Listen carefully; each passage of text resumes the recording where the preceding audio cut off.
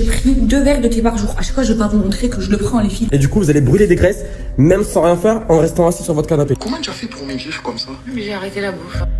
Dans un monde où l'image compte plus que tout, votre corps est devenu un marché à exploiter. Un carburant idéal pour vendre, séduire et enrichir ceux qui savent en profiter. Les influenceurs. Gélules, crème, gommage anti-cellulite. Vous avez des soldes allant de 30 à 80%. Dépêchez-vous, c'est une offre limitée. Ils ont pas mal de produits aussi à Dubaï. Aujourd'hui, on sait tous qu'un créateur de contenu gagne de l'argent grâce au placement de produits. L'idée est simple. Une marque souhaite utiliser l'image ou la notoriété d'un créateur ou d'une créatrice pour parler de son produit ou de son service. C'est devenu la norme. Certains créateurs choisissent leur partenariat avec prudence en fonction de ce qu'ils utilisent eux-mêmes, de ce qu'ils estiment crédible. D'autres, en revanche, acceptent tout, quitte à vous promouvoir des produits dont ils ne savent rien. Et ça ne concerne plus seulement la mode, le divertissement, le lifestyle ou la tech, mais aussi et surtout le sport et la santé. Je trouve que c'est super important d'avoir un beau vagin. Je vous promets que je vous dis la vérité, c'est hallucinant. Une City, ils ont quelque chose qui guérit les cellules cancéreuses. C'est vrai, hein? T'as vu là, quand on était choqués là? En 2025, selon une étude de l'IMH, le secteur beauté, santé, fitness et sport représente à lui seul la plus grosse part des placements de produits. En clair, presque la moitié des campagnes tournent directement autour de votre corps. Et ce n'est pas anodin. Promouvoir un jeu vidéo n'a pas les mêmes risques et implications que de vendre un complément alimentaire douteux, une poudre miracle ou une chirurgie sans risque. Le 9 juin 2023, l'Assemblée adopte donc à l'unanimité la loi influenceur, visant à encadrer cette activité. Officiellement, les influenceurs ne peuvent donc plus faire n'importe quoi. En théorie. Mais dans la pratique, est-ce que les choses ont vraiment changé? Est-ce que ces créateurs sont plus vigilants aujourd'hui quand ils vous parlent de sport, de performance et de santé? Ou est-ce que votre corps, vos complexes, vos doutes, restent malgré tout un outil qui leur permet de vendre et de s'acheter du luxe? Vous cliquez sur ce lien et elle vous fera gagner 1000 €. Et n'oubliez pas de me remercier, parce que c'est moi qui passe le bon plan. Bon, déjà, il faut poser les bases. Quelles sont les règles auxquelles les influenceurs doivent se soumettre? Selon la DGCCRF, la Direction Générale de la Concurrence, de la Consommation et de la Répression des Fraudes, 60% des influenceurs contrôlés entre 2021 et 2023 enfreignent la réglementation sur la publicité et les droits des consommateurs. C'est-à-dire masquage du caractère commercial des publications, tromperie ou promotion de produits et services risqués ou interdits. Les signalements explosent, les victimes s'organisent, des plaintes sont déposées et les politiques s'emparent du sujet.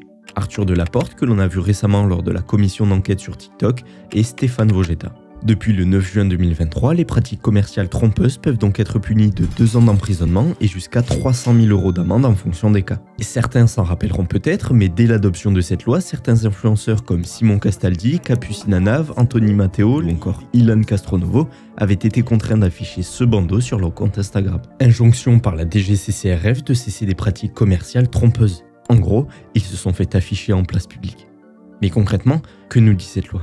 Déjà, elle pose une définition juridique au métier d'influenceur et d'agent d'influenceur. Ensuite, tout doit passer par des contrats pour laisser des traces et leurs pratiques deviennent strictement encadrées. Obligation de transparence sur les partenariats payants. Les mentions de collaboration commerciale et ou publicité doivent être affichées clairement durant l'intégralité de la promotion. Interdiction de promouvoir des actes de chirurgie ou de médecine esthétique. L'abstention thérapeutique de produits pouvant contenir de la nicotine, du tabac, de l'alcool et de produits ou services impliquant des animaux sauvages non réglementés.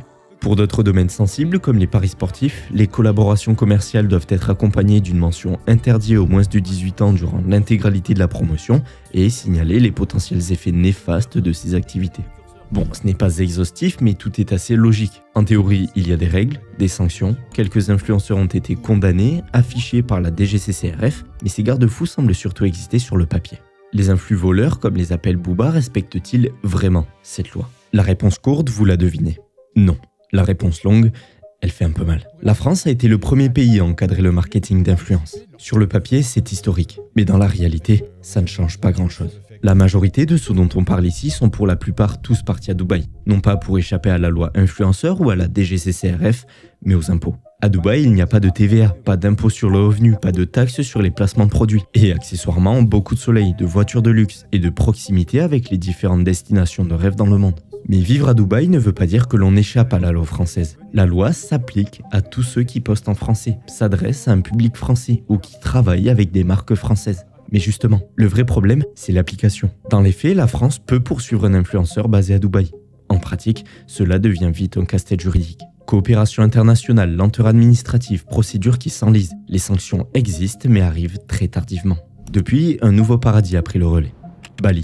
Là-bas, pas de loi sur l'influence, pas de contrôle, pas de sanctions. La vie coûte moins cher et le décor est parfait pour des stories. Bref. Le principe reste le même. À 12 000 km de la France, les sanctions mettent du temps à arriver. La DGCCRF a de nouveau opéré des contrôles entre 2023 et 2024, au terme desquels plus de 300 influenceurs ont été scrutés.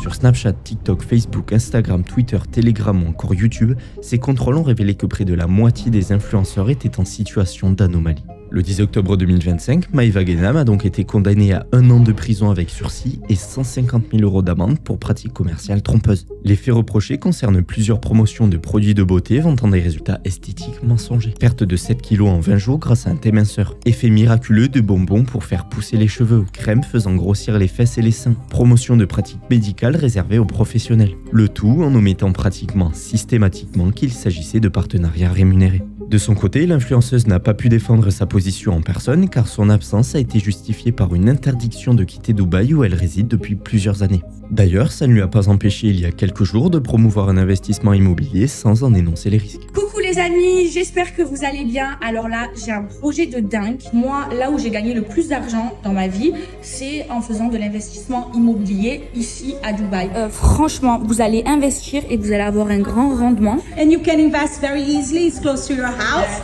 Yeah. Alors oui, la France a mis un cadre. Mais entre Dubaï, Bali et ceux qui, depuis la France, passent simplement entre les mailles du filet, les influenceurs ont trouvé la faille parfaite. Un peu d'exotisme, beaucoup d'opacité et surtout, énormément d'impunité. Alors, quand les sanctions n'aboutissent à rien, tout devient très vite limite. La majorité de ces influenceurs ne connaissent rien au sport, à la nutrition ou à la santé. Ils ne savent même pas ce qu'ils vendent. Ils font parfois la promotion de produits et de services qu'eux-mêmes n'utilisent pas, quitte à vous mettre très sérieusement en danger. Ils vendent leurs conseils à des millions de personnes et diffusent parfois des pratiques absurdes, dangereuses, souvent irréversibles. Je pensais que je rigole quand j'ai dit j'étais en train de me plâtrer. Je trouve que c'est super important d'avoir un beau vagin. Il faut l'entretenir. Du coup, c'est trop bien. Genre là, c'est comme si j'avais 12 ans, genre. Navar a rendu de grands services, donc j'aime rendre à César ce qui appartient à César. Je précise, je rappelle qu'il est interdit par la loi, en revanche pour la santé, c'est inoffensif. Inoffensif. Son argument est que la Navar est un médicament utilisé pour les grands brûlés, les personnes atteintes de VIH ou de cancer.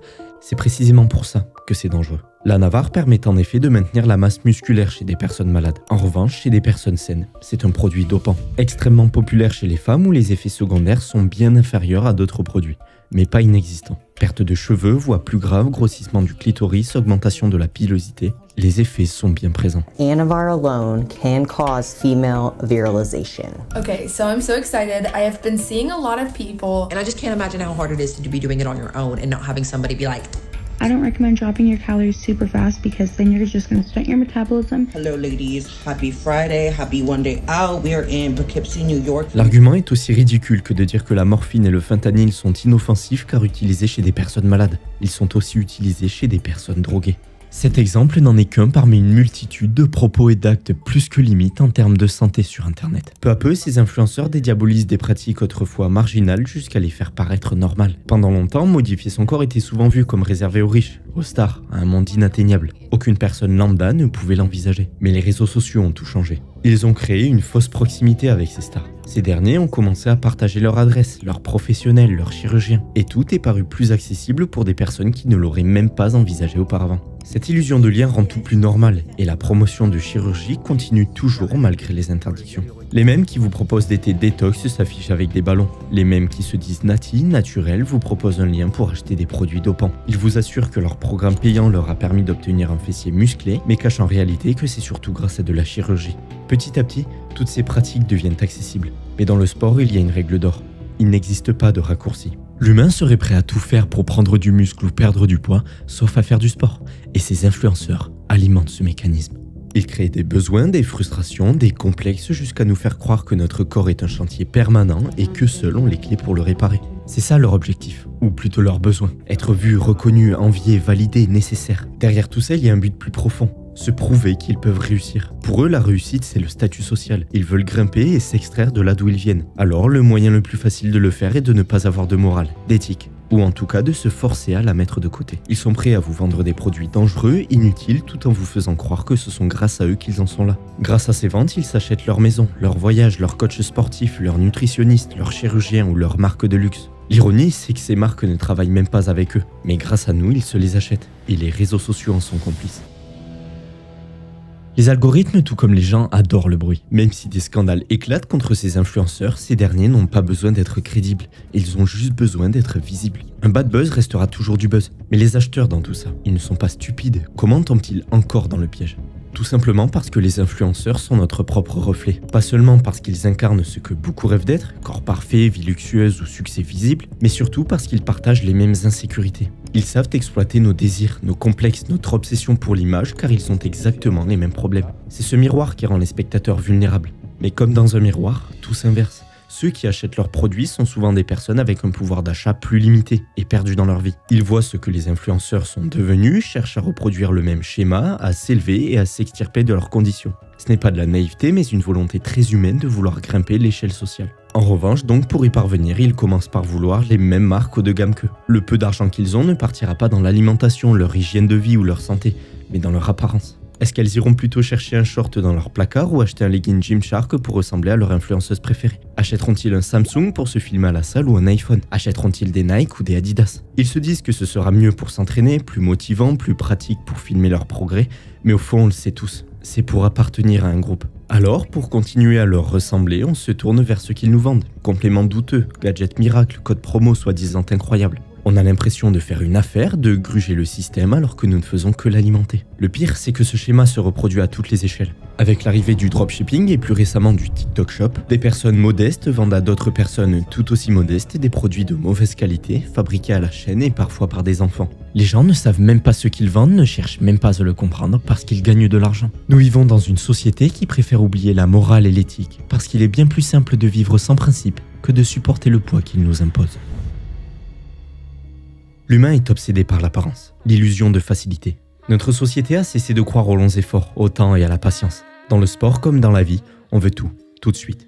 Des abdos en 2 semaines, un business rentable en 3 jours et un bonheur livré en 24 heures comme un colis Amazon. Les influenceurs sans principe, sans morale, cupides ou à minima non renseignés sur ce qu'ils vendent ne font qu'en profiter. Ils exploitent les complexes, la détresse, la naïveté des plus fragiles pour les transformer en profit. Ils se présentent comme des sauveurs mais ne sont surtout que des profiteurs. Notre détresse, notre pouvoir d'achat, financent leur vie d'excès. Résultat, ces influenceurs qui prônent la justice, le boycott, la résistance, sont les premiers à courir acheter l'iPhone 17 alors que le 16 est encore neuf dans leur poche. Sont les premiers à promouvoir des marques qui exploitent certaines populations. C'est ça, la surconsommation, le capitalisme.